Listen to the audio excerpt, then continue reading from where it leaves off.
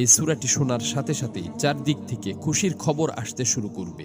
এই সূরাটি মূলত তারাই শুনবেন যারা খুবই অভাবে আছেন, কষ্টে আছেন, কোনোভাবেই যাদের মনের আশা পূরণ হচ্ছে না, যারা গরিবি দূর করতে চান, ঋণ পরিশোধ করতে চান, এবং যারা চাকরি হারিয়ে দিশেহারা হয়ে পড়েছেন, কোনোভাবেই কোনো মাধ্যম খুঁজে পাচ্ছেন না। আজকের এই গুরুত্বপূর্ণ সূরাটি শুধুমাত্র তাদের জন্যই। কষ্ট করে সূরাটি আপনারা মনোযোগ দিয়ে প্রথম থেকে শেষ পর্যন্ত শুনুন। ইনশাআল্লাহ এই সূরাটি শোনার উসিলায় আপনাদের সকল অভাব অনটন গায়েব থেকে দূর হয়ে যাবে, সকল ঋণ পরিশোধের ব্যবস্থা হয়ে যাবে, মনের সকল অপূর্ণ আশা আকাঙ্ক্ষাগুলো পূরণ হয়ে যাবে। আপনি যা চাইবেন সাথে সাথে তাই কবুল হবে ইনশাআল্লাহ। প্রিয় বন্ধুরা, আল্লাহ পাক চাইলে সবকিছুই সম্ভব। এজন্য আল্লাহ তাআলার কোরআন মাজিদের সর্বশ্রেষ্ঠ এই সূরাটি শুনতে শুনতে আপনার মনের সকল নিয়ত, মনোবাসনা ও জীবনের সকল চাওয়াগুলো আল্লাহ তাআলার কাছে মনে মনে দোয়ার মাধ্যমে তুলে ধরবেন। আল্লাহ চান তো মুহূর্তেই আপনার জীবনটা পরিবর্তন হয়ে যাবে। প্রিয় বন্ধুরা, জীবনে তো অনেক প্রচেষ্টাই করেছেন, একবার না হয় কোরআন মাজিদের এই সূরাটির উপর বিশ্বাস রেখে প্রথম থেকে শেষ পর্যন্ত শুনলেন।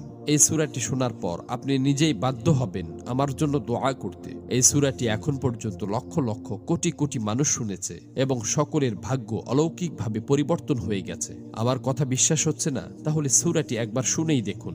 এই সূরাটি মূলত কোরআন মাজিদের অন্যতম গুরুত্বপূর্ণ ও পাওয়ারফুল একটি সূরা। সূরাটি এ পর্যন্ত যতজন শুনেছে ততজনের সকল নিয়ত আল্লাহ তাআলা পূরণ করে দিয়েছেন। মনের ইচ্ছা পূরণের জন্য এই সূরাটি সর্বশ্রেষ্ঠ সূরা। আমি শুধু মুখেই বলছি না, সূরাটি শোনার পর আপনারা নিজেরাই প্রমাণ দেখতে পাবেন।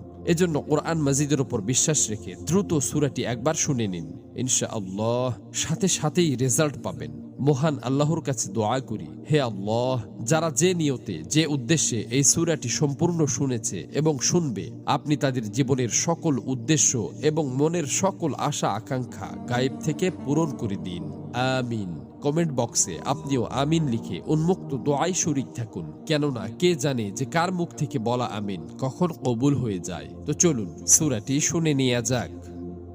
أعوذ بالله من الشيطان الرجيم بسم الله الرحمن الرحيم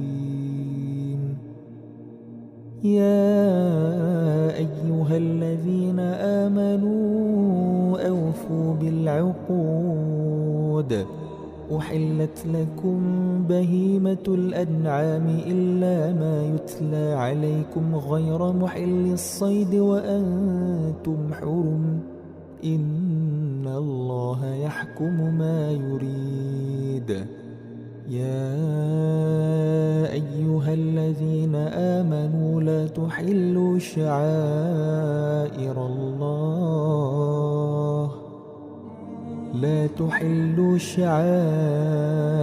الله ولا الشهر الحرام ولا الهدي ولا القلائد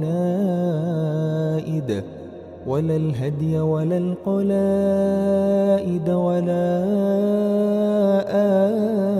آمين البيت الحرام يبتغون فضلا من ربهم ورضوانا وإذا حللتم فاصطادوا ولا يجرمنكم شنآن قوم أن صدوكم عن المسجد الحرام أن تعتدوا